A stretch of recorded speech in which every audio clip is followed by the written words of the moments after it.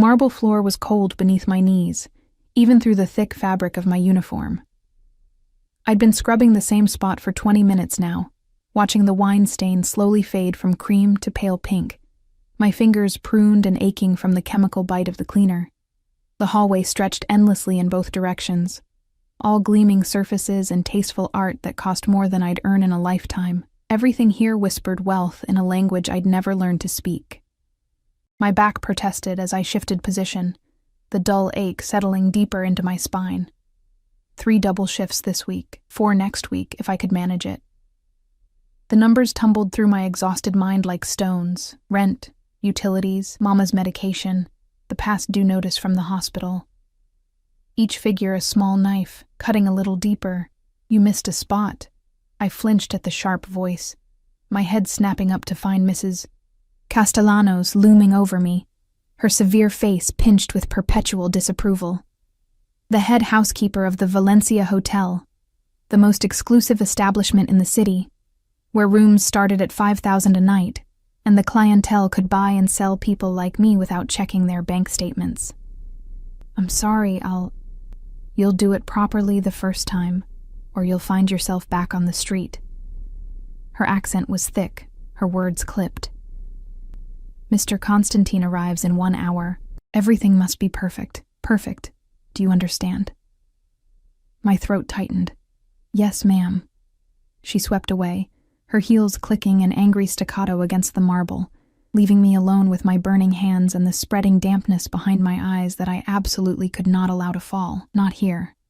Not where someone might see. I'd heard whispers about Mr. Constantine in the 3 months I'd worked here. Everyone whispered about him, the staff falling silent when his name was mentioned, crossing themselves when they thought no one was looking. He occupied the entire penthouse floor, though he rarely stayed more than a few days at a time. Something about business, something about power, something about the kind of danger that made even hardened security guards nervous. The kind of man who existed in a different stratosphere entirely. I returned to scrubbing, my vision blurring slightly. The exhaustion was bone deep now, settling into my marrow. I couldn't remember the last time I'd slept more than 4 hours, couldn't remember the last time I'd eaten something that wasn't whatever the kitchen staff was throwing away at the end of their shifts. My uniform, 2 sizes too big, borrowed from a girl who'd quit last month, hung on my frame like a tent, invisible. That's what I needed to be. Invisible and efficient and completely forgettable. The stain finally surrendered, fading to nothing under my determined assault.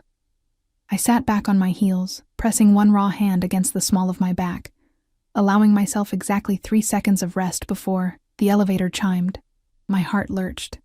Too early? He wasn't supposed to arrive for another hour. I scrambled to gather my supplies, my hands clumsy with panic. And that's when it happened. My elbow caught the bucket, sending it tipping, the dirty water cascading across the pristine floor in a spreading pool of disaster. No, no, no. The word escaped as a desperate whisper as I lunged forward, trying uselessly to contain the flood with my bare hands. The water was everywhere now, creeping toward the antique runner, toward the doorway of Suite 3000, toward certain termination of my employment. The elevator doors opened. I didn't look up. Couldn't look up. My entire focus narrowed to the impossible task of cleaning up this catastrophe before Mrs. Castellanos returned, before whoever had just arrived witnessed my spectacular failure. My hands moved frantically, squeezing water back into the bucket with my cleaning rags, my breath coming in short, panicked gasps. Footsteps approached. Not the sharp click of heels, but something heavier, more deliberate. Expensive shoes.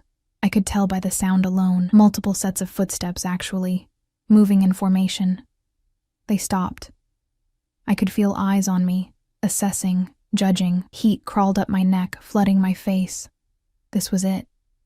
This was how I'd lose the job I desperately needed. The job that barely kept us afloat, but was all that stood between us and complete destitution. "I'm so sorry," I managed, the words tumbling out in a rush. "I'll have this cleaned immediately. Look at me." The voice cut through my panic like a blade through silk, low, commanding, with an accent that turned the simple words into something almost dangerous. Not a request. Never a request from someone who sounded like that. I couldn't disobey. My body moved before my mind could catch up, my head tilting back, my eyes traveling up past perfectly tailored shoes, past charcoal slacks with a knife-edge crease, past a black shirt that probably cost more than my entire wardrobe until, oh. The breath left my lungs in a silent rush. He was young. That was my first coherent thought.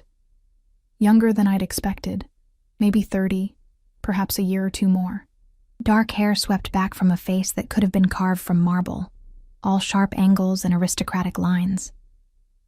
But it was his eyes that held me frozen, pale, almost silver in the hallway's soft lighting, and completely, utterly cold. This was a man who'd looked at death and found it boring. 2 men flanked him, both large and alert, their jackets cut to conceal but not quite hide the weapons underneath. Security. His security. Because men like him move through the world wrapped in layers of protection, insulated from the chaos that defined lives like mine. What's your name? He didn't blink, didn't smile. His gaze moved over me with the same clinical assessment someone might use when examining a particularly interesting insect. Sarah. My voice came out barely above a whisper. Sarah Mitchell. Han. How long have you worked here, Sarah Mitchell? Something about the way he said my full name made my skin prickle with awareness. 3 months. And in 3 months, has anyone taught you the proper way to clean a floor? His tone was mild, almost conversational, but I caught the steel underneath. The implicit threat. Tears burned behind my eyes. I would not cry. I would not cry in front of this man, in front of his cold appraisal and his casual cruelty. Yes, sir. I'm sorry, sir. It won't happen again. No, he agreed softly. It won't. The finality in those words hit me like a physical blow. Of course. He was going to have me fired. Men like him probably ruined lives before breakfast without a second thought. I was nothing to him, less than nothing. A mistake to be erased, a problem to be eliminated. The tears came anyway, hot and humiliating, spilling down my cheeks before I could stop them. I ducked my head, my hands still clutching the soaked rag, my shoulders trembling with the effort of keeping the sobs silent. I needed this job. Mama needed her medication. The hospital needed their payment. We needed... Stop. I couldn't. The tears kept coming. 3 months of exhaustion and fear and grinding poverty finally breaking through the careful wall I'd built around myself.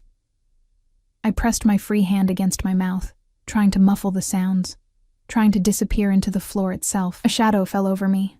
He'd moved closer, close enough that I could smell his cologne now. Something dark and expensive with notes of cedar and smoke, close enough that I could see the perfect shine of his shoes, now dangerously near the spreading water. Look at me. Quieter this time, but no less commanding. I forced my head up, my vision swimming with tears, and found him crouched before me, not kneeling. Men like him didn't kneel, but lowered to my level, those pale eyes fixed on my face with an intensity that made my breath catch. Why are you crying? The question was clinical, curious, as if my tears were a puzzle he needed to solve. My voice broke. I can't lose this job. Please. I'll work double shifts. Why can't you lose this job? He tilted his head slightly, studying me. There are other jobs. A hysterical laugh bubbled up. Other jobs. As if it were that simple. My mother is sick. She needs medication. I have bills. The words tumbled out before I could stop them, desperation overriding dignity. I don't have anyone else. It's just us. Please, I'll do anything. Anything? The word hung in the air between us, sharp and loaded with meaning. I froze, suddenly aware of how that must have sounded, of how vulnerable I'd made myself, of how this powerful, dangerous man was looking at me now, not with pity, but with something else entirely, something calculating. I started to backtrack, but he held up one hand, silencing me. How much do you make here? He asked instead. The question threw me. $15 an hour, usually 40 hours a week, sometimes more. Something flickered across his face. Too quick to read, too subtle to name. He stood in one fluid motion, pulling his phone from his pocket. Victor. One of the security guards stepped forward immediately. Yes, sir. Find out who this girl's supervisor is. Tell them she's been reassigned. His eyes never left my face, effective immediately. My heart stopped. Reassigned? You'll work for me now. He said it as casually as someone might comment on the weather, directly. Your salary will be triple what you're currently making. You'll have health insurance that will cover your mother's medication. You'll work reasonable hours. I stared at him, convinced I'd misheard. Convinced this was some cruel joke, some game rich men played with desperate girls in hallways. I don't understand. It's quite simple. He slipped his phone back into his pocket, his gaze still fixed on mine with that unnerving intensity. I need someone I can trust. Someone who has something to lose. Someone who knows what desperation tastes like and will do everything in their power to avoid tasting it again. But you don't know me. The words escaped before I could stop them. I could be anyone. You could be a threat. He finished my sentence, his lips curving into something that wasn't quite a smile. But you're not. I can always tell. The elevator chimed again, his head turned slightly, and I saw his jaw tighten almost imperceptibly. Go to the penthouse. Suite 5000. Wait for me there. Victor will take you up. I struggled to form a coherent thought. I haven't said yes. Those pale eyes returned to mine, and this time there was something almost amused in their depths. Yes, you have. You said it the moment you told me you'd do anything. He straightened his cuffs, a gesture that seemed habitual. The only question now is whether you meant it. He walked past me, his shoes somehow avoiding the water I'd spilled, his security following like shadows. I watched him go, my mind spinning, my heart hammering against my ribs. This was insane. This was dangerous. This was... Miss Mitchell? Victor, the security guard, extended one gloved hand toward me. If you'll come with me. I looked down at my soaked uniform, my raw hands, the bucket still lying on its side in a puddle of dirty water. Looked at the life I'd been living, stretched thin as paper, always one disaster away from complete collapse. Looked at the elevator where that dangerous, beautiful man had disappeared, offering me a lifeline that felt more like a noose. My hand was shaking when I placed it in Victor's. Okay, I whispered. Okay. The elevator doors closed behind us, and I watched the numbers climb. Past the floors where people like me cleaned and served, past the luxury suites, past everything familiar, toward the penthouse, where a stranger with silver eyes had just purchased my future for the price of my desperation. I should have been terrified. The problem was, I was. The elevator rose in silence, each floor marked by a soft chime that seemed to echo in my chest. Victor stood at parade rest, his hands clasped behind his back, his expression revealing nothing. I pressed myself against the far corner, acutely aware of how I must look, uniform soaked and wrinkled, hair escaping its bun in damp tendrils, the chemical smell of cleaning solution clinging to my skin. What had I just agreed to? The numbers climbed higher than I'd ever been allowed to go. The penthouse level wasn't accessible with a standard key card. I'd learned that my first week. Only Mr. Constantine and his personal staff could reach it, and now, apparently, me. The doors opened onto a private foyer that stole what little breath I had left. Polished black marble reflected recessed lighting, creating the illusion of walking on water. A massive abstract painting dominated one wall, all slashing reds and golds that seemed to move in my peripheral vision. The air itself felt different here, filtered and temperature-controlled to perfection, carrying the faint scent of leather and expensive tobacco. This way, Miss Mitchell. Victor's voice was carefully neutral, as he gestured toward an enormous set of double doors. My legs moved mechanically, carrying me forward, even as my mind screamed warnings. This was the part in the story where the foolish girl walked into the monster's lair. This was where everything went horribly, irreversibly wrong. The doors opened onto a space that defied description. Floor-to-ceiling windows wrapped around three sides, offering a view of the city that made my stomach drop. We were so high up that the buildings below looked like toys, the traffic like sluggish rivers of light. The penthouse itself was decorated in shades of black and steel gray, all clean lines and minimalist furniture that probably cost more per piece than I'd make in a year, even at my new salary, if this was real. If any of this was real, Mr. Constantine will be up shortly. Victor moved to position himself by the door, clearly intending to wait with me. My voice cracked. I cleared my throat, tried again. What exactly am I supposed to do? He said I'd be working for him, but he'll explain. Victor's expression softened slightly, though his posture remained rigid. I'd suggest you make yourself presentable. There's a bathroom through that door. He nodded toward a hallway. Second door on the right. Make myself presentable. Right. As if soap and water could transform me into someone who belonged in a place like this. But I went anyway, my feet silent on carpet so plush it felt like walking on clouds. The bathroom was larger than my entire apartment, all white marble and gold fixtures, with towels so soft they seemed to melt under my touch. I stared at my reflection in the massive mirror, barely recognizing the hollow-eyed girl looking back at me. When had I gotten so thin? The uniform hung on me like a shroud, emphasizing the sharp angles of my collarbones, the shadows under my eyes. My skin had that grayish cast that came from too little sleep and too much stress. I looked exactly like what I was, someone drowning slowly, too proud to scream for help until it was almost too late. I washed my hands carefully, watching the water turn gray with dirt and cleaning solution. Splashed cold water on my face, removing the tear tracks, tried to tame my hair back into something resembling order. It was futile. I'd never look like I belonged here, but at least I looked slightly less like something the cat dragged in. When I emerged, Victor was speaking quietly into his phone. He ended the call as I approached. Mr. Constantine is delayed. He asks that you wait. How long? Unknown. Victor's expression was carefully blank. Would you like something to drink? Water? Coffee? Water would be... My stomach growled, loud and mortifying in the quiet space. I hadn't eaten since yesterday morning, I realized. A protein bar someone had left in the staff room, gone stale but still edible. Victor's eyes flickered with something that might have been sympathy. I'll have food brought up. No, that's not... It wasn't a question, Miss Mitchell. He was already speaking into his phone again, rapid-fire Russian that I couldn't understand but that somehow sounded both respectful and commanding. 10 minutes later, I found myself seated at the kitchen island, black granite, gleaming appliances that looked like they'd never been used, facing a spread of food that made my eyes sting with fresh tears.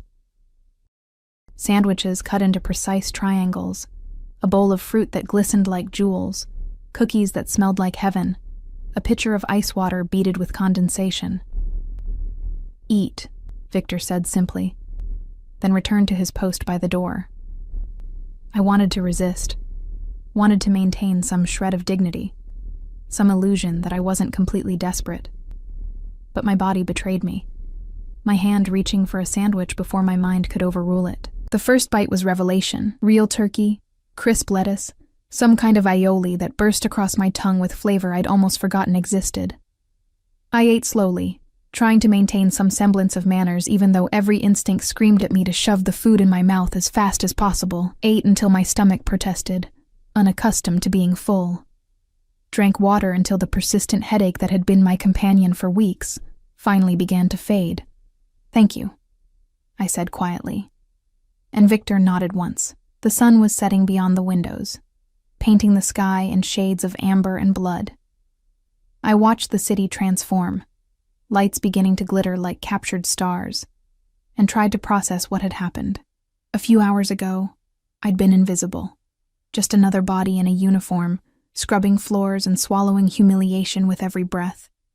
Now I was in a penthouse that probably cost more per night than I made in 6 months, eating food I couldn't have afforded in my wildest dreams, waiting for a dangerous man who'd offered me salvation with strings I couldn't yet see. There were always strings, always a price. The question was whether I could afford to pay it. The elevator chimed. Victor straightened imperceptibly, his hand moving toward his jacket in a gesture that was pure instinct. The doors opened, and he was there. Mr. Constantine, flanked by 2 different security guards, his expression carved from ice. But there was something else now, something I hadn't noticed in the hallway. Blood. Not much. Just a few drops on his shirt cuff, dark against the black fabric. His knuckles were slightly red, the skin abraded. He'd hurt someone, recently. Out, he said simply, and his security guards retreated to the elevator without question. Victor hesitated for a fraction of a second. I saw the conflict in his eyes, but then he too withdrew, leaving me alone with this man who wore violence like cologne. The silence stretched, broken only by the soft hum of climate control and my racing heartbeat. He moved to the bar, poured himself 2 fingers of something amber, drank it in one smooth motion, poured another. Only then did he turn to face me fully. "You ate." Not a question, an observation. Victor said, "Good." He cut me off, moving closer. "When was the last time you had a proper meal?" I didn't want to answer, didn't want to give him any more weapons to use against me, but his eyes demanded truth, and I found myself helpless against that demand. 2 days ago. The kitchen staff sometimes 2 days. He repeated the words like they tasted foul. "And your mother's medication. I had to choose between the full dose and food." The admission burned. "I've been splitting her pills, stretching them." Something dangerous flickered across his face. "That could kill her. So could starvation." The words came out sharper than I'd intended, edged with the desperation I'd been holding back. "I'm doing the best I can. Your best is killing you both." He set his glass down with controlled precision. "That ends now. I don't understand what you want from me." My hands clenched in my lap. "You don't know me. Why would you—" "I told you. I need someone I can trust." "That doesn't make sense. Trust takes time. Trust takes—" "I have neither the time nor the patience for conventional relationship building, Sarah." My name in his mouth sounded like a caress and a threat simultaneously. "What I have is excellent instinct and the resources to act on it. You need help. I need someone in a very specific position. We can help each other." "What position?" He studied me for a long moment, those pale eyes cataloging every detail. "My world is complicated, dangerous. People want things from me constantly. Money, power, influence, blood. It becomes difficult to know who's genuine and who's simply playing a long game." He moved to the windows, his back to me, silhouetted against the dying light. "But you have no idea who I am, do you?" "You're Mr. Constantine." I said it carefully. "You stay here sometimes. People are afraid of you. They should be." He turned back, and something in his expression made my breath catch. "My full name is Alexei Konstantin Volkov. Does that mean anything to you?" I shook my head slowly. "Good." A ghost of something that might have been a smile touched his lips. "That's refreshingly honest. Most people in this city know my name, know what it represents." "What does it represent?" "Power. Control." He approached until he was standing directly in front of me, close enough that I had to tilt my head back to maintain eye contact. "I run an organization that operates in the spaces between legal and illegal. I have business interests that span continents. I have enemies who would kill me without hesitation, and allies who would betray me for the right price." His hand moved, and I flinched involuntarily, but he only brushed a loose strand of hair from my face, his touch surprisingly gentle. "I need someone in my personal space who wants nothing from me except to survive. Someone whose loyalty can be bought with something as simple as a living wage and health care. Someone who hasn't been corrupted by this world yet. You want a maid." I tried to keep the disappointment from my voice. "You want someone to clean your penthouse and—" "No." The word was firm. "I want someone who will be here, who will see things, hear things, but who has no allegiance to any of my enemies. Someone I can talk to, who isn't trying to manipulate me or kill me or steal from me." His thumb traced my cheekbone, and I shivered despite myself. "I want someone real in a world of carefully constructed lies. I'm not—" I struggled to find words. "I'm nobody. I'm just—" "You're someone who's been invisible for so long you've forgotten you exist." His voice dropped lower. "I'm offering you visibility, Sarah. A salary of $45 an hour. Full health insurance that will cover your mother completely. An apartment in this building, smaller than this, but yours. Safety, security. All you have to do is be here when I need you to be here. Listen when I need to talk. Exist in my space without agenda." It sounded too good, too easy. "And if I say no, then Victor will escort you back to your life, and you'll never see me again." He withdrew his hand, creating distance. You'll continue splitting pills and skipping meals and working yourself to death. And in 6 months, maybe a year, you'll break. You'll lose your mother, your apartment, yourself. I've seen it happen 1,000 times. That's not fair. My voice trembled with anger now, with the fury of having my choices stripped away. You're manipulating me. Yes. He didn't deny it. I'm offering you a way out of hell, and you're calling it manipulation. Perhaps you're right. But the door is still open, Sarah. The question is whether you're brave enough, or desperate enough, to walk through it. I stood, my legs unsteady, and moved to the windows. The city sprawled below, indifferent to my crisis. Millions of people down there, all fighting their own battles, all trying to survive. How many of them would kill for this opportunity? How many would call me a fool for hesitating? What happens when you get bored? I asked, my breath fogging the glass. When the novelty wears off and you don't need your real person anymore? Then you'll have saved enough money to start over properly. You'll have experience, references, opportunities you never would have had otherwise. His reflection appeared in the window beside mine. I'm not offering you forever, Sarah. I'm offering you a chance. I closed my eyes, thinking of Mama in her hospital bed, her body ravaged by illness we couldn't afford to treat. Thinking of our apartment with its peeling paint and broken heater. Thinking of the future I'd resigned myself to. More floors to scrub, more humiliation to swallow, more of myself slowly eroding until there was nothing left. Okay, I whispered. Okay. When I opened my eyes, his reflection was smiling. A real smile this time, sharp and satisfied. Good. Victor will take you home tonight. Pack what you need. Tomorrow you move in. Tomorrow? The word came out strangled, but I have to give notice. I'll handle it. He was already moving toward his phone. Give me your mother's information, her doctor, her hospital, her medication list. I'll have everything arranged by morning.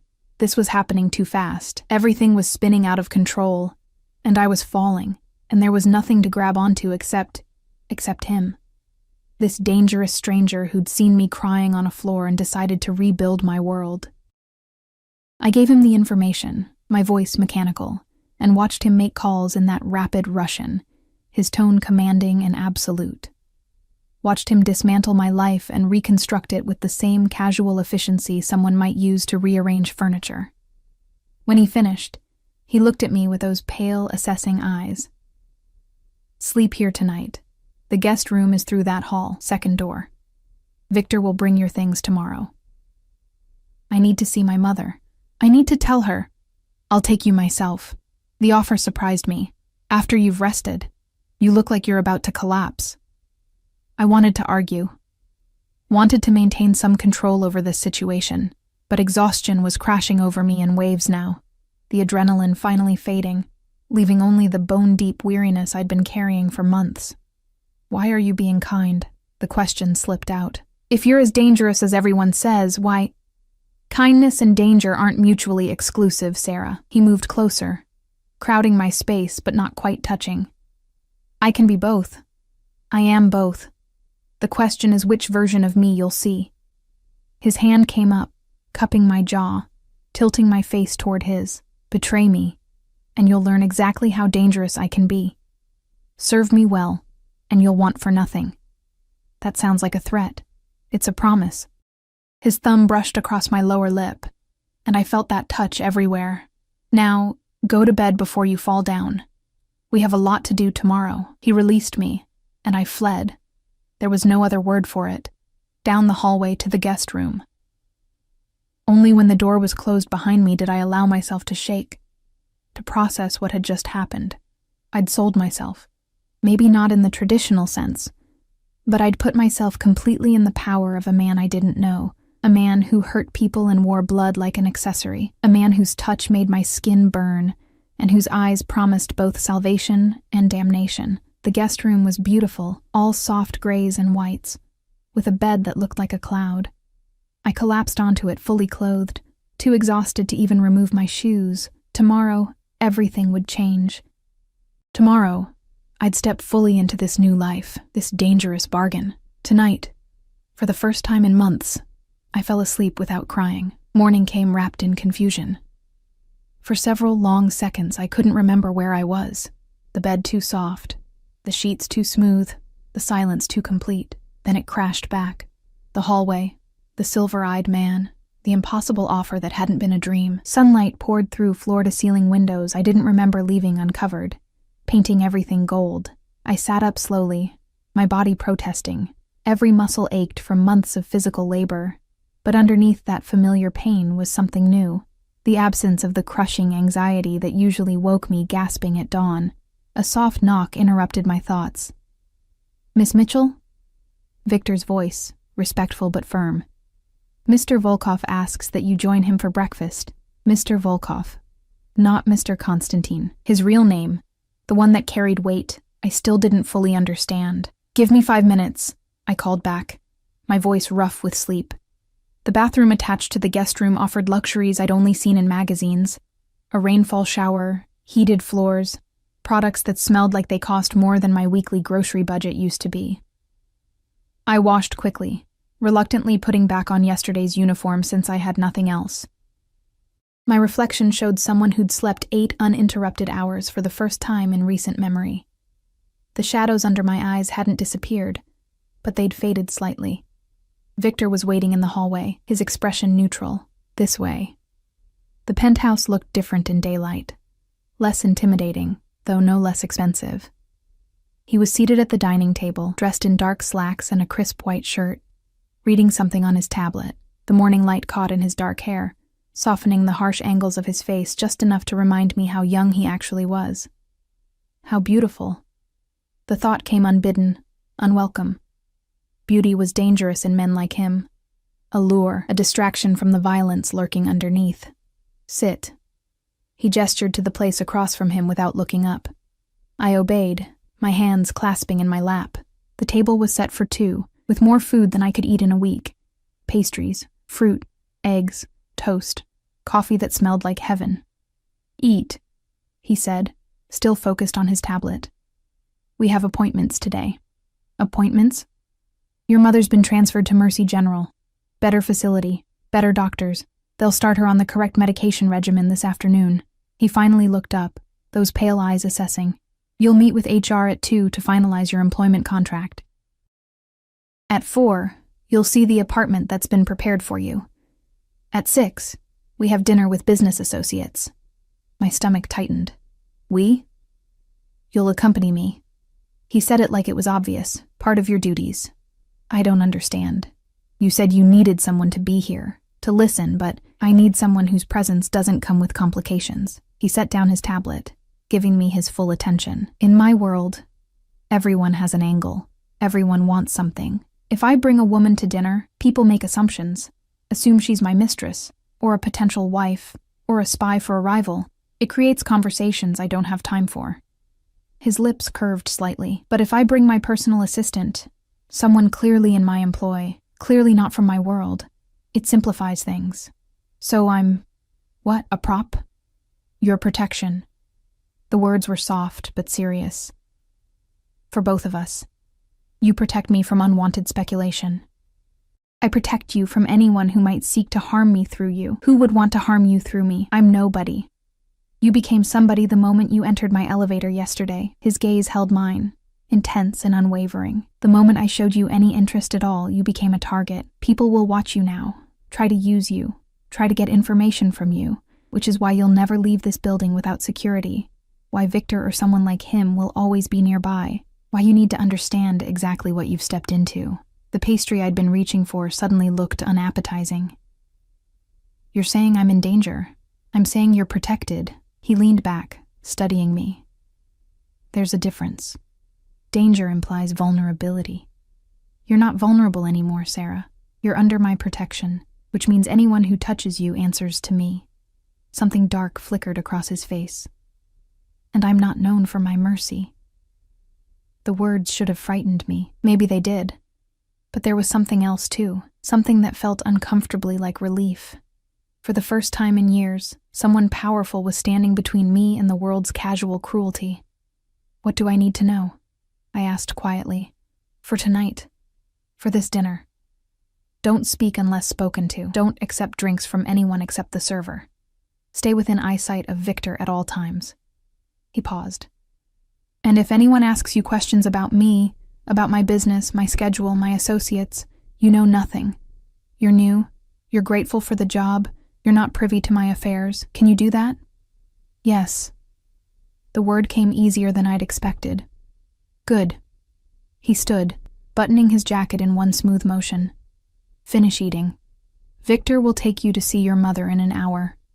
I have business to attend to, but I'll see you at the apartment viewing. He was halfway to the elevator when I found my voice. Why me? He paused, his back to me. I told you. No, I stood, my hands gripping the edge of the table. You could have hired anyone, someone qualified, someone from your world who understands the rules. Why a maid you found crying in a hallway? The silence stretched so long I thought he wouldn't answer. Then he turned, and something in his expression made my breath catch. Because everyone in my world is playing a game, Sarah. Everyone has an agenda, a plan, a price at which they'll betray me. But you? He moved closer, each step deliberate. You weren't playing anything. You were just drowning, trying to survive. And when I offered you a lifeline, you didn't try to negotiate for more. You didn't see an opportunity to exploit. You just looked at me like I was insane for offering you basic human dignity. He stopped directly in front of me, close enough that I could smell his cologne again. Cedar and smoke and something darker. That kind of genuine desperation. That kind of raw honesty. It's rarer than you'd think in my world. Valuable, even.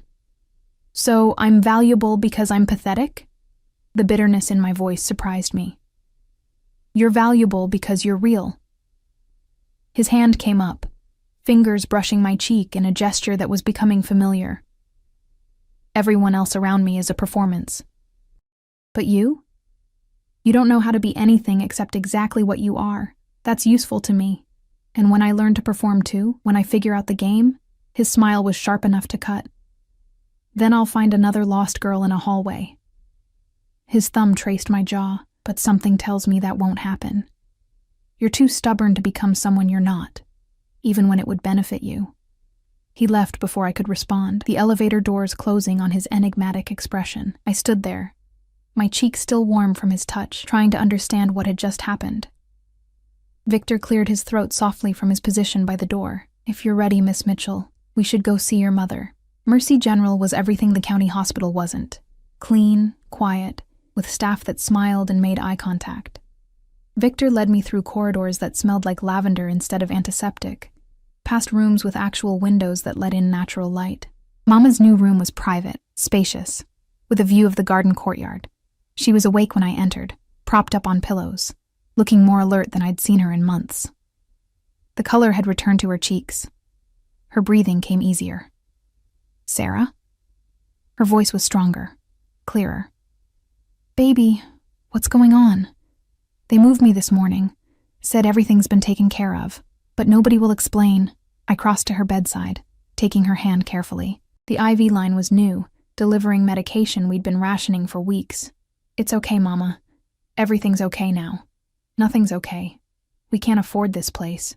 They said my treatment's already been paid for, all of it, but that's impossible. I got a new job. The lie came easily, or maybe it wasn't entirely a lie. A better one. With health insurance. They're covering everything. Her eyes, still sharp despite the illness, searched my face. What kind of job comes with insurance this good right away? Sarah Michelle Mitchell, what have you done? Nothing bad. I squeezed her hand gently. I promise, Mama. I'm working as a personal assistant now, for someone wealthy. It's legitimate. It's safe. The last word tasted like ash. Safe. Nothing about Alexei Volkov was safe. But compared to watching my mother die by inches because we couldn't afford her medication, compared to the slow starvation of body and soul I'd been enduring, maybe danger was relative. You look different, Mama said softly, studying me. Rested. When's the last time you slept a full night? Last night. I managed a smile. In a real bed, with real pillows. It was amazing. Tell me about this job. Who is this person you're working for? I gave her the sanitized version. Wealthy businessman, Needed someone trustworthy, generous benefits. I left out the blood on his cuffs, the cold calculation in his eyes, the way his touch made my skin burn. Left out the part where I'd essentially sold myself into the service of a man everyone whispered about with fear in their voices. Victor waited in the doorway, his presence a constant reminder of my new reality. Other patients had visitors who came and went freely. I had an armed guard. We stayed for an hour. Mama's doctor came by, young, competent, actually taking time to explain her treatment plan instead of rushing through it. He spoke to me like I mattered, like my questions deserved thoughtful answers. The medication would take weeks to show full effect, he explained. But they were optimistic about her prognosis. Optimistic. When was the last time anyone had used that word about Mama's condition? I'll come back tomorrow, I promised, as a nurse arrived with afternoon medications. Same time. You better. Mama caught my hand, her grip surprisingly strong. And Sarah? Be careful with this new job. If something feels wrong, I will, Mama, I promise. Another lie. Or maybe a wish. Maybe if I said it enough times, it would become true. The apartment Victor showed me that afternoon was on the 20th floor. High enough for views, low enough that I didn't feel like I was floating in space. 1 bedroom, 1 bathroom, a kitchen with appliances that gleamed unused, a living area with furniture that looked comfortable and modern. It was the nicest place I'd ever lived. It was also clearly chosen for its proximity to the penthouse, only 5 floors down, easy to summon at a moment's notice. Mr. Volkov had it furnished yesterday, Victor explained. If there's anything you need, make a list. He wants you comfortable. It's perfect. I meant it. Compared to the shoebox apartment with its broken heater and perpetual smell of mildew, this was a palace. When can I move in? Your belongings are already here. Victor gestured to the bedroom. I collected them this morning while you slept. I pushed open the bedroom door and froze. My clothes, the few items I owned, hung in a closet that could have held 10 times as much. But they weren't alone. Designer labels I recognized from magazines filled the remaining space, along with shoes, bags, accessories, everything in my size. What is this? I turned to Victor, my voice sharp with confusion. Mr. Volkov's instructions. Victor's expression remained neutral. You'll be accompanying him to various functions. You need appropriate attire. I didn't agree to be his dress-up doll. You agreed to be his personal assistant. Victor's tone was patient but firm. This is part of that role. The clothes are tools, nothing more. You wouldn't ask a carpenter to work without a hammer. The logic was sound, but something about it made my skin crawl. These weren't my clothes. This wasn't my life. I was playing dress-up in someone else's existence, and the longer I did it, the harder it would be to remember who I'd been before. If I even wanted to remember. The dinner tonight, I said, changing the subject. What should I wear? Victor moved to the closet, selecting a dress in deep emerald that looked simultaneously elegant and understated. This, with these shoes. Hair down, minimal jewelry. Mr. Volkov prefers simplicity. How do you know what he prefers? I've worked for him for 6 years. Victor laid the outfit on the bed carefully. I know most of his preferences by now. 6 years. Long enough to see things, to know secrets. I studied Victor's scarred face, his careful posture. Can I ask you something? You can ask. I may not answer. Is he as dangerous as people say? Victor's expression didn't change, but something flickered in his eyes. More dangerous than you can imagine, Miss Mitchell. But not to you. He paused.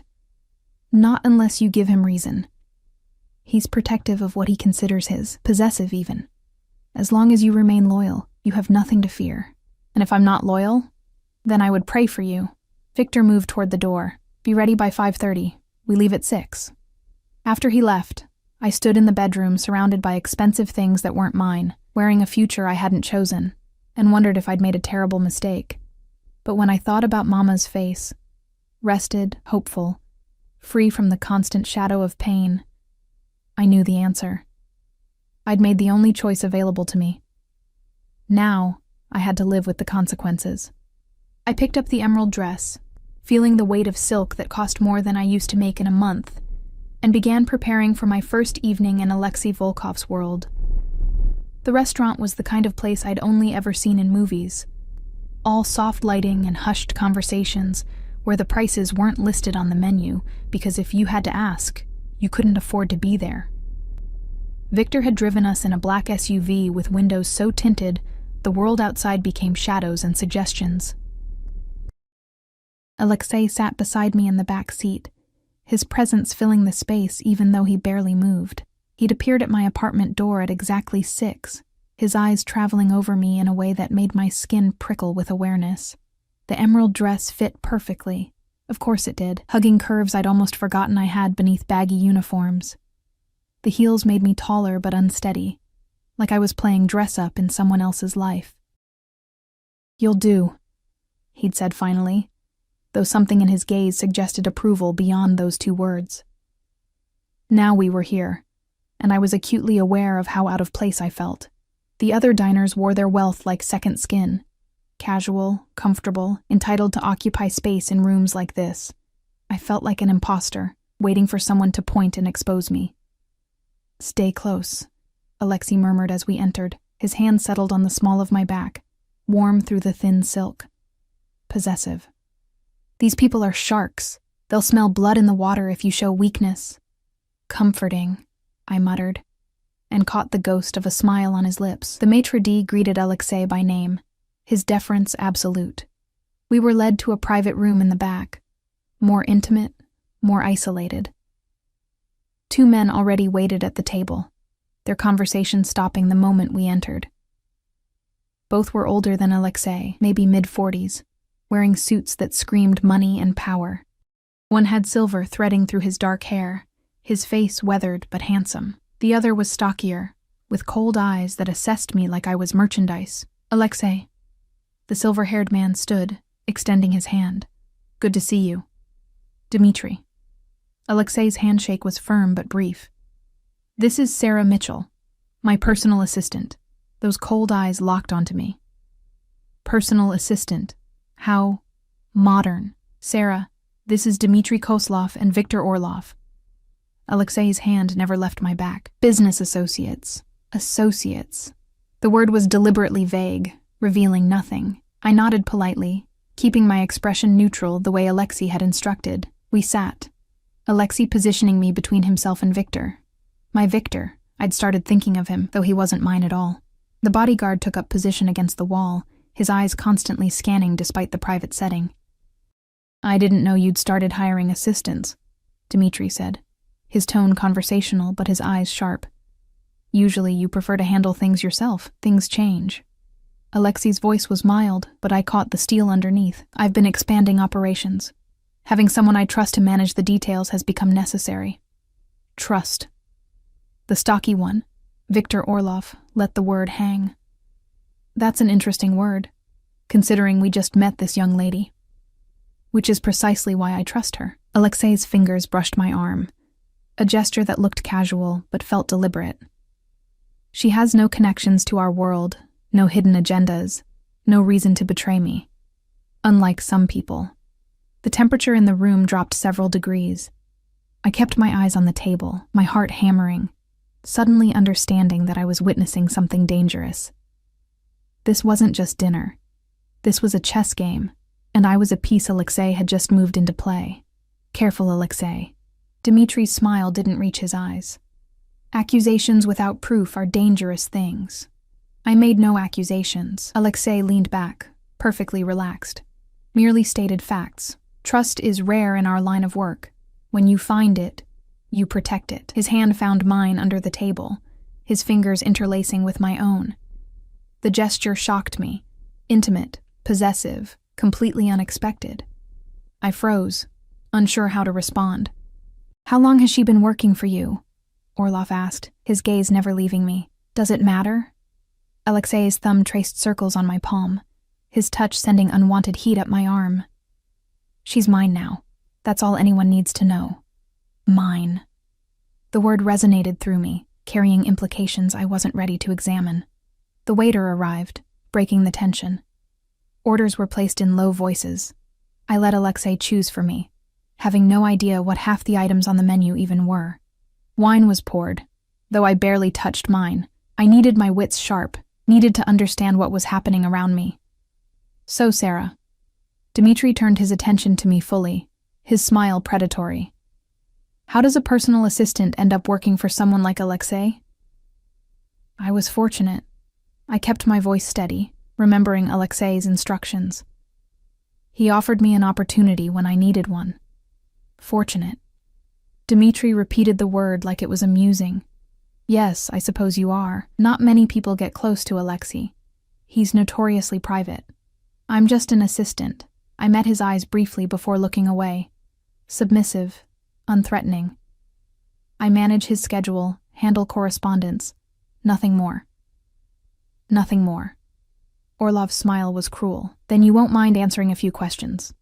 For instance, where was Alexei last Tuesday evening? I don't discuss my employer's schedule." The response came automatically, and I felt Alexei's approval in the way his hand tightened on mine. "Loyal already?" Orlov's tone turned mocking. "How much is he paying you for that loyalty?" "That's enough." Alexei's voice cut through the room like a blade. "Sarah is here as my guest, not to be interrogated by you. If you have questions about my whereabouts, ask me directly instead of harassing someone who's done nothing to warrant your attention." The air crackled with tension. Victor shifted against the wall, his hand moving toward his jacket. The dynamic had changed, from tense dinner to potential violence in the space of seconds. "Peace, Alexei." Dmitri raised his hands, placating. Victor was out of line. "We're just curious. You've never brought anyone to these dinners before. It raises questions." "Then let me answer them clearly." Alexei released my hand, but only to wrap his arm around my shoulders, pulling me closer against his side. "Sarah is under my protection. Anyone who threatens her, questions her, or even looks at her wrong will answer to me personally. Are we clear?" Silence. Then Dmitri nodded slowly. "Crystal clear." The rest of dinner passed in stilted conversation about business I didn't understand. Shipments and territories, percentages and partnerships. I stayed quiet, hyper-aware of Alexei's proximity. The weight of his arm around me, the way he touched me casually throughout the meal. Brushing hair from my face, refilling my water glass, his fingers trailing across my shoulder. It was a performance, I realized. He was marking territory, showing these dangerous men that I belonged to him, that touching me would mean war. It should have angered me, being used like a prop in his power games. Instead, I felt something else entirely. Safe. Protected. Claimed in a way that made my pulse race and my skin flush. When dessert arrived, something chocolate and decadent that I couldn't taste past the adrenaline, Dmitri leaned forward. "There's a matter we need to discuss, Alexei. About the shipment that went missing last month." "Not here." Alexei's voice was flat, and not in front of her. "She's your assistant. Surely she's privy to what I choose to share. Nothing more." Alexei stood, bringing me up with him. "We're done for tonight. Victor will be in touch about rescheduling." He guided me toward the door, his hand firm on my waist. Behind us, I heard Orlov's muttered comment, too low for full words but the contempt clear in his tone. Alexei stopped, turned. The temperature plummeted. "Say it again." His voice was soft, deadly. "Say it loud enough for everyone to hear." I said nothing that matters. Orlov's smile was sharp with malice. "You called her a whore." Alexei's words were precise, each one landing like a physical blow. "You implied she's here for services beyond filing paperwork. That's what you said. Own it." The silence was suffocating. Victor had moved, I realized, positioning himself between us and the other men, his hand inside his jacket, ready. "It was a joke," Orlov started. "Apologize." Alexei cut him off. To her. "Now. You can't be serious. Do I look like I'm joking?" Something terrible lived in Alexei's eyes now, something that made my stomach clench with fear. Not fear of him, but fear of what he might do. "You have 5 seconds to apologize to Sarah, or I walk out of here and every deal we have dies with this conversation." 4 seconds of silence. 3, 2. "I apologize, Miss Mitchell." Orlov's voice was strained, humiliated. "My comment was inappropriate. We're done here." Alexei's hand found mine, pulling me from the room. Dmitri, find better associates. This one's lifespan is looking shorter every day. We walked out into the night, Victor trailing behind us. I couldn't breathe properly, couldn't process what had just happened. Alexei had threatened business deals, possibly his entire relationship with these men, over an insult directed at me. The SUV was waiting. Victor opened the door, and Alexei guided me inside before sliding in beside me. The door closed, sealing us in leather-scented darkness. I'm sorry. The words burst out of me. I didn't mean to cause problems. You caused nothing. His voice was still edged with violence. That was about respect, about making sure everyone understands that you're not available for their commentary or their assumptions. His hand found my chin, tilting my face toward his. You're mine to protect, Sarah, mine to defend. And I will burn down anyone who forgets that. The possessiveness in his voice should have frightened me. Should have sent me running back to my safe, miserable life where I was invisible and untouchable, because I didn't matter enough to touch. Instead, I found myself leaning into his touch, drawn to the danger like a moth to flame. Why? I whispered. Why does it matter so much? Because I said it does. His thumb traced my lower lip, his eyes luminous in the darkness. Because you're the first real thing I've had in years, and I'll be damned if I let anyone take that away. The kiss happened so fast I had no time to prepare. His mouth covered mine, demanding and possessive, stealing the breath from my lungs. His hand tangled in my hair, holding me in place while he took what he wanted. His kiss speaking of ownership and hunger, and barely leashed violence. I should have pushed him away. Should have remembered that this was my employer, that I was here because I needed money, that none of this was real. But my body didn't care about should. My hands fisted in his shirt, pulling him closer, and I kissed him back with all the desperation and fear and strange twisted gratitude that had been building since he'd found me crying in that hallway. He groaned against my mouth, the sound raw and hungry, and deepened the kiss until I was drowning in him, his taste, his scent, the solid reality of his body against mine. When he finally pulled back, we were both breathing hard. His eyes searched mine, looking for something I couldn't name. This changes things, he said quietly. I know. My voice was barely a whisper. I won't apologize for wanting you. I'm not asking you to. His smile was sharp and satisfied. Good. Because I'm a possessive bastard, Sarah, and now that I've had a taste, I'm not letting go. The drive back to the hotel passed in charged silence, his hand never leaving mine. When we arrived, he walked me to my apartment door, Victor discreetly remaining by the elevator. Get some rest, Alexei said, though his eyes promised anything but rest. Tomorrow we start establishing new boundaries with certain business associates who need to learn their place. What are you going to do? What I should have done months ago. His knuckles brushed my cheek, gentle despite the violence simmering underneath. Remind them why they fear me. He kissed me again, softer this time, but no less claiming, before stepping back. Lock your door. Don't open it for anyone except Victor or me. Understood? Yes. Good girl. The words sent heat pooling low in my stomach. Sleep well, Sarah. You're going to need your strength. He left before I could ask what that meant. I locked the door as instructed, my fingers trembling, and leaned against it. Everything had changed. I'd walked into that restaurant as an employee, a prop in his power games. I'd left as something else entirely. Something claimed. Something wanted. Something dangerous. I touched my lips, still feeling the pressure of his kiss, and wondered what I'd become. 3 weeks passed in a blur of impossible luxury and creeping unease. Alexei had been true to his word. Mama's treatment continued without interruption, the doctors reporting steady improvement. I visited her daily, watched color return to her cheeks, heard strength rebuild in her voice. She'd be released soon, they said, home to recover fully, to live instead of merely survive. But nothing came without a price. Alexei's possessiveness had intensified after that dinner. He wanted me constantly nearby, in his penthouse while he worked, accompanying him to meetings where I sat silent and observant, present at dinners where dangerous men spoke in coded language about things I pretended not to understand. His touches grew more frequent, more intimate, a hand at my waist, fingers trailing down my spine, lips brushing my temple in gestures that blurred every professional line. And I let him. God help me, I let him, because some treacherous part of me craved his attention like oxygen. "You're thinking too loud," his voice pulled me from my thoughts. We were in his penthouse, late afternoon sun painting everything amber. He sat at his desk, reviewing documents, while I occupied the chair across from him, my usual position during his business hours. "Sorry." I shifted, trying to focus on the book I'd been attempting to read for the past hour. "What's bothering you?" He set down his pen, giving me his full attention. That was one of the things that unsettled me most.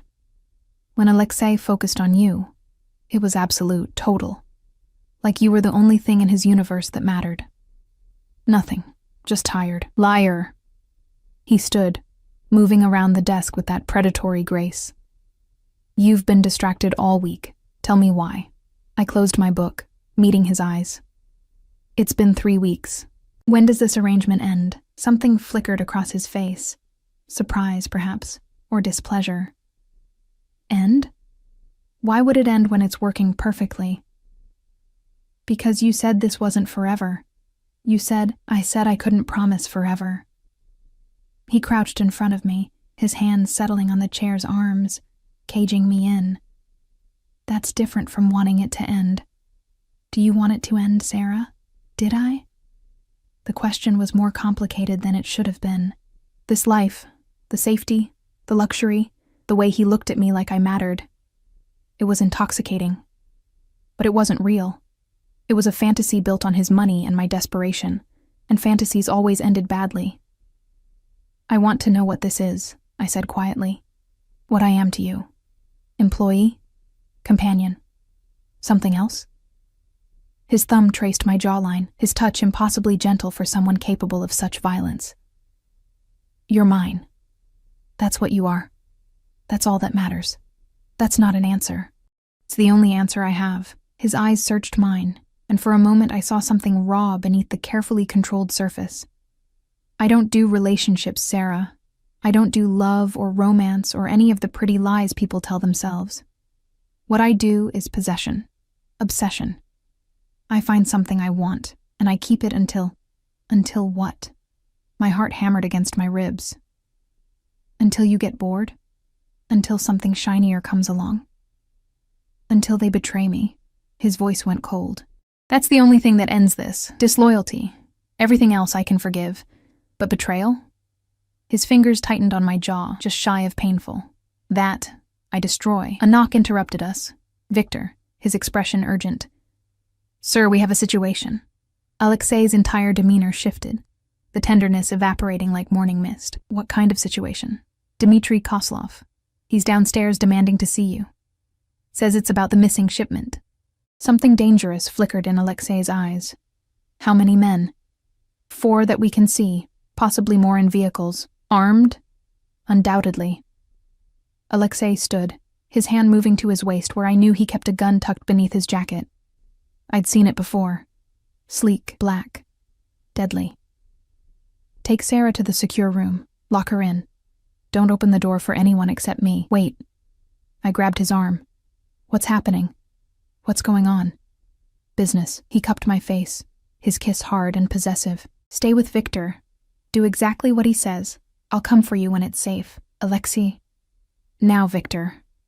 His voice was steel. Victor's hand closed around my arm, gentle but implacable. "Come, Miss Mitchell." I let him lead me down a hallway I'd never explored, through a hidden door that opened onto a small, windowless room. Panic room, I realized. Reinforced walls, emergency supplies, monitors showing various angles of the penthouse and building exterior. "Stay here." Victor's expression was grim. "No matter what you hear, stay here until Mr. Volkov comes for you." "Victor, what's happening? Who's Dmitry, really?" "Someone who's been stealing from Mr. Volkov. Someone who made a mistake thinking he could get away with it." Victor's hand rested on his weapon. "And someone who's about to learn why people fear Alexei Volkov." The door sealed shut, locks engaging with heavy clicks. I was alone, staring at monitors that showed me pieces of a story I suddenly, desperately needed to understand. On screen, I watched Dmitry Kozlov enter the penthouse with 3 men, all armed, all radiating violence. Watched Alexei greet them with perfect calm, pouring drinks like this was a social visit. Watched the conversation unfold in silent pantomime, tension ratcheting higher with each passing second. Then Dmitry said something that made Alexei's expression go cold as winter, set down his glass with deliberate care, and smiled, the kind of smile that promised death. What happened next was brutal and swift. Alexei moved like violence incarnate, his gun appearing in his hand with practiced ease. Dmitry's men reached for their weapons, but Alexei's security, men I'd seen but never registered, emerged from positions throughout the penthouse. The fight was over before it truly began. Dmitry's men disarmed and subdued within seconds. Only Dmitry remained standing, frozen, staring down the barrel of Alexei's gun. I couldn't hear what was said, but I watched Dmitry's face cycle through fear, rage, desperation. Watched him plead, argue, finally slump in defeat. Watched Alexei make a phone call, his expression carved from ice. 20 minutes later, men I didn't recognize arrived, efficient, professional, removing Dmitry and his crew like they were furniture being relocated, cleaning the penthouse of any evidence that violence had occurred, erasing the incident like it had never happened. This was Alexei's world. This was who he really was beneath the expensive suits and gentle touches. A man who eliminated problems with ruthless efficiency, who commanded an empire built on violence and fear. And I was in the middle of it, trapped in a gilded cage of my own making. The door opened. Alexei stood there, not a hair out of place, though I could see the adrenaline still burning in his eyes. "It's over." "What did you do?" My voice came out hoarse. "What did you do to him?" What needed to be done? He entered the room, and I instinctively backed up. He noticed, his expression darkening. "You're afraid of me now. I watched you." I gestured at the monitors. "I saw. You saw me protect what's mine." He moved closer, relentless. "Dmitry has been stealing from me for months, lying to my face while he bled my operations dry. Did you expect me to let that continue? To show mercy to someone who showed me none? I didn't know what I'd expected. I knew you were dangerous. Everyone told me. But seeing it is different from knowing it." He caught my arms, holding me in place when I would have retreated further. "This is who I am, Sarah. This is what you agreed to when you took my offer. You don't get to cherry-pick the parts you like and ignore the rest. I didn't agree to be involved in whatever just happened. You became involved the moment you entered my world." His grip tightened. "You think you can live in my space, take my money, accept my protection, and remain separate from what I do. That's not how this works." "Then how does it work?" I demanded, anger finally overriding fear. "You tell me, Alexei, because I'm trying to understand. You saved me, yes. You gave me everything I needed, yes. But what's the price? What am I really paying for all this?" "Your loyalty." His eyes blazed with intensity. "Your presence. Your honesty in a world of lies. That's all I've ever asked for." "That's not all." The words burst out. "You kiss me. You touch me. You look at me like you want to consume me whole. You tell everyone I'm yours, but you won't say what that means. You want my loyalty, but you won't give me truth. That's not fair, Alexei. That's not..."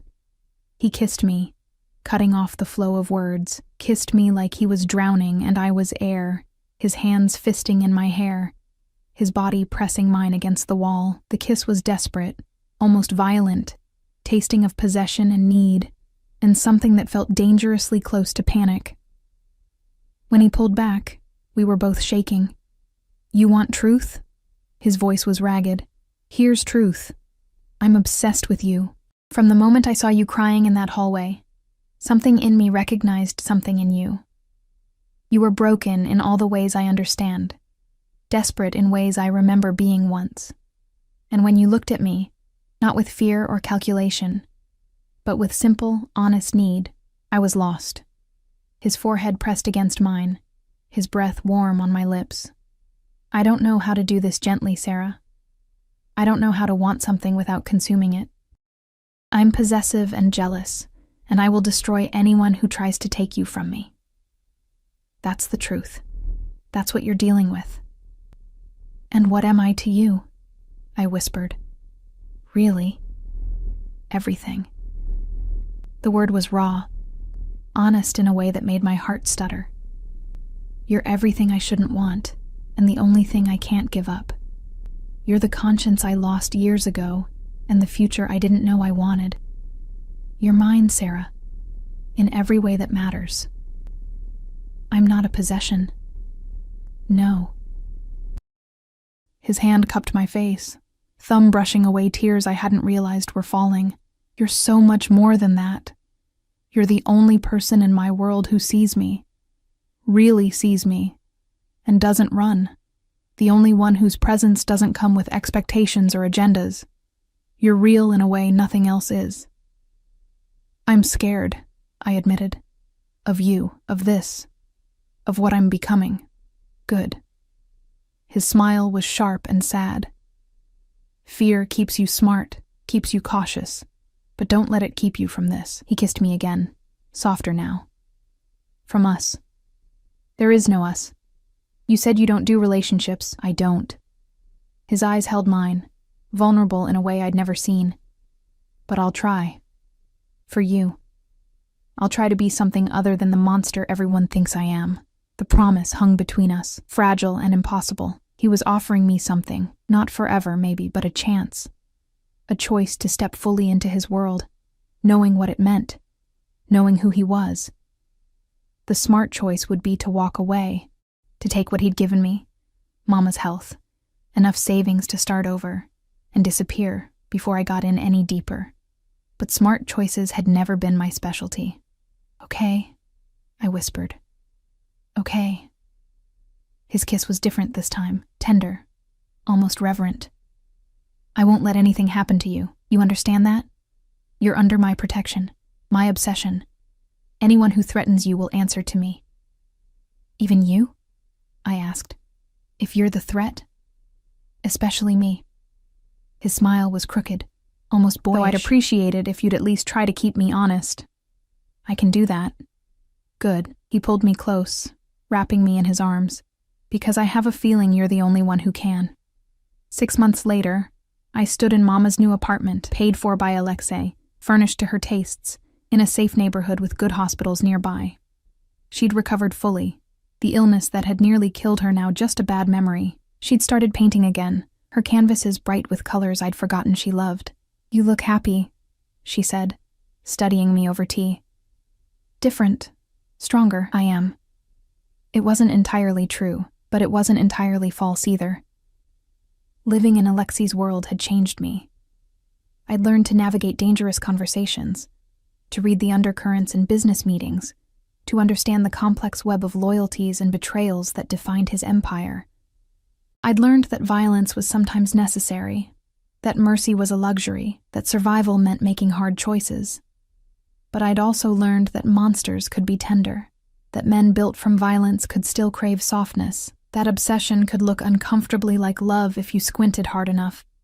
Alexei was still possessive, still jealous, still capable of brutal efficiency when crossed. But he'd kept his word. He'd tried. Tried to explain instead of command, to ask instead of take, to build something with me instead of simply claiming me. It wasn't perfect. We fought, screaming matches that sometimes ended with thrown objects and always ended with desperate reconciliation. He pushed too hard. I pushed back. He wanted complete control. I refused to give it. We were fire and gasoline, passion and violence, constantly threatening to consume each other. But underneath the chaos was something real. Something worth fighting for. Does he treat you well? Mama asked, reading my thoughts in that uncanny way mothers had. Yes. I met her eyes. He's complicated, dangerous, but he's good to me. Protective, maybe too protective sometimes, but you love him. She said it gently, without judgment. Did I? The question had haunted me for months. What Alexei and I had didn't look like the love in movies or books. It was messier, darker, built on need as much as want. But when I imagined my life without him, without his intensity, his possessiveness, his absolute certainty that I belonged to him. Everything felt colorless. Yeah, I admitted finally. I think I do. Then that's all that matters. Mama reached across the table, squeezing my hand. You saved my life, baby. Let him save yours.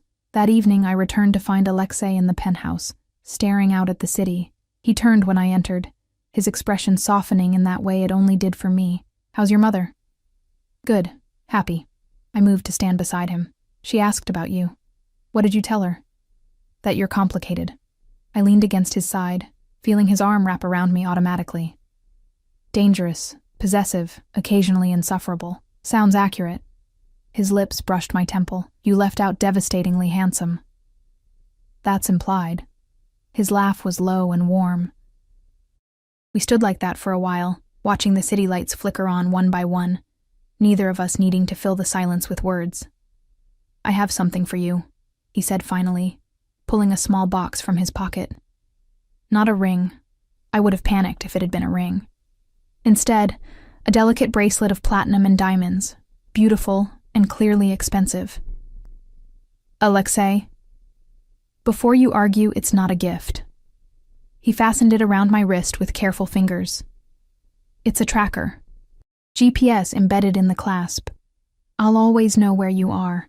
I should have been angry, should have railed against this blatant invasion of privacy, but I understood what he was really saying. I can't lose you. I need to know you're safe. You're insane, I said, but there was no heat in it. About you? Absolutely. He turned me to face him, his eyes searching mine. I know I'm not easy to love, Sarah. I know what I am, what I've done, but you make me want to be better, to try. I know. I cupped his face, feeling the sharp line of his jaw. And you are. Trying, I mean. It's enough. Is it? His vulnerability was showing again, that rare glimpse beneath the armor. Because I need you to understand. I'm never letting you go.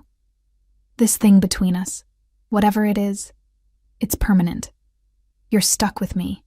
Promises, promises, but my heart was racing, my eyes burning with emotion I didn't want to name. I mean it. His intensity was back, that laser focus that made me feel like the center of the universe. I'm possessive, obsessed. I will be insufferable and controlling and probably drive you crazy. But I will also protect you with everything I have. Love you in the only way I know how. Absolutely, completely, without reservation. That sounds exhausting. It will be. His smile was sharp and true, but you're strong enough to handle it, strong enough to handle me. He was right. Somewhere in the past 6 months, I'd stopped being the broken girl crying in a hallway. I'd become someone who could stand in the center of chaos and not flinch. Someone who could love a dangerous man and not lose herself. Okay, I whispered. The same word that had started everything. Okay. This time when he kissed me, it felt like a vow. A promise of messy, complicated, sometimes violent love between two people who'd found each other in the worst possible way and refused to let go. My life wasn't perfect. Alexei's world was dangerous. His obsession consuming. His need for control sometimes suffocating. But it was mine. This strange, beautiful, terrifying life we'd built together, and I wouldn't change it for anything. Outside, the city glittered with possibility. Inside, wrapped in the arms of a man who'd saved me and claimed me and loved me in all the wrong ways that felt absolutely right, I was finally